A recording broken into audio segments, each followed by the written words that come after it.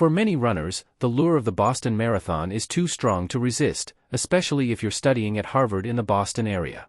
This was the case of Richard, or Dick, Grant, the first Canadian to run the Boston Marathon. Grant was born in Dufferin in Haldimand County, Ontario, on the north shore of Lake Erie on August 3, 1870.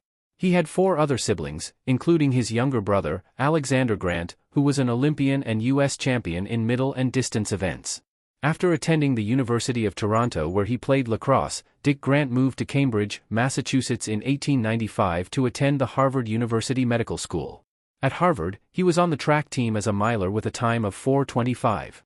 In 1897, Boston held its first marathon that would ultimately become the iconic race thousands would seek to qualify for. In the early days, only a very small number of male runners were invited to participate. Dick Grant, although not part of the runners expected to compete, talked his way with the marathon officials to let him in as a last-minute entrant. Never having run a marathon before, Grant joined the other 15 runners at the start line in Ashland, waiting for the noon start signal. The distance at the time was 24.7 miles. After Olympian champion Thomas Burke marked the start by creating a line on the road with his foot and shouting "Go," the runners raced like sprinters down the road. Grant and 3 other runners broke away from the pack about 5 miles into the race.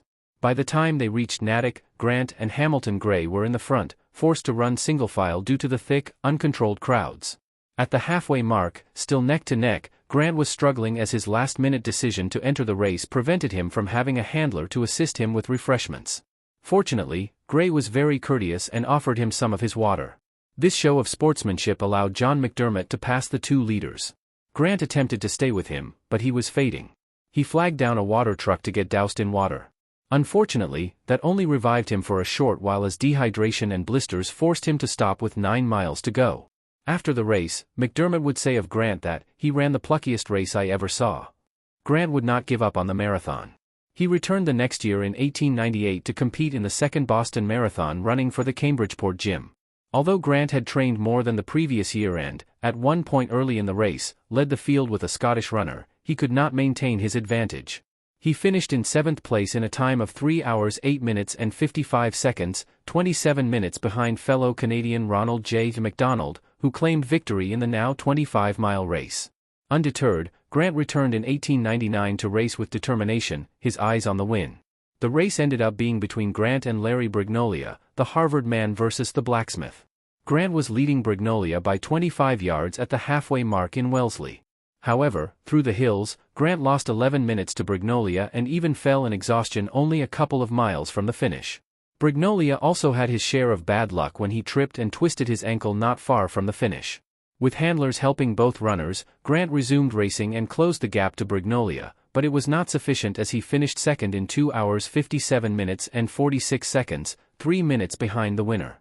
Grant's last Boston Marathon was in 1900.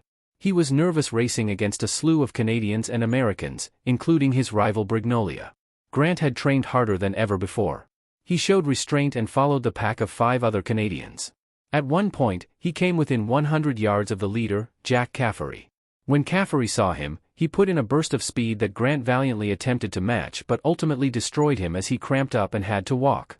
He finished in 8th place in a time of 3 hours 13 minutes and 57 seconds, 34 minutes behind the winner Caffery. 3 months later, Grant would join Ronald J. McDonald in Paris for the Olympic marathon. Both runners represented the United States, as Canada did not have an Olympic committee. The marathon was a hot affair with soaring temperatures and accusations of the leaders cutting the course. Grant was the last runner, coming in a time of 4:24 for the 25-mile distance. It would be Grant's last marathon. Dick Grant remained associated with athletics as he became the track and field coach at the University of Minnesota at Minneapolis in 1908. In 1909, he married Edith Hutchings, who was 18 years younger than him. They had 5 children. In 1916, he accepted an appointment as director of athletics at the University of Havana in Cuba. He later became chief of the Department of Athletics in the Cuban government. The family returned to Canada in 1926. In his later years, Grant was a Presbyterian who wrote words and music to hymns. He returned temporarily to Cuba in 1947 after having lost his sight.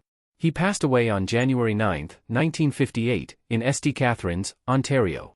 Dick Grant was a Canadian long-distance running pioneer who led the way for other great Canadian runners such as Ronald J. McDonald and Jack Caffery.